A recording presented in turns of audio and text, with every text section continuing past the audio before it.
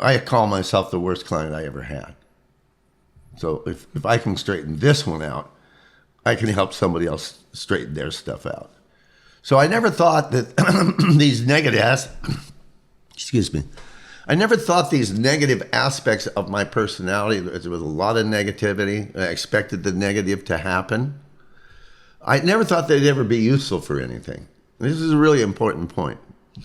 That was just stuff that had to be put in the garbage can and sent off into the dustbin of history, and I didn't know how to do that. But I realized that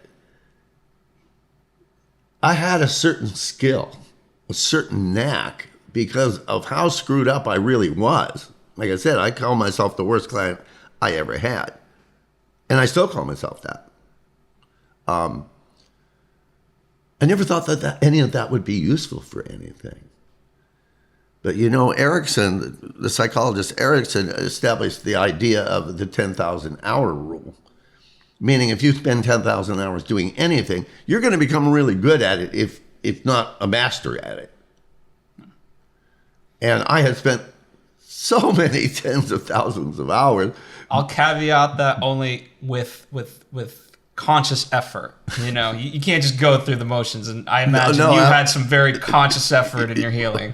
Yeah, well, definitely I had spent a lot of time in being screwed up and being depressed and being unhappy, being dysfunctional, is the word we used back in those days. I spent so many hours doing it that the very thing that I thought was the very worst parts of myself were actually something I'd become masterful at, in the sense that I understood that.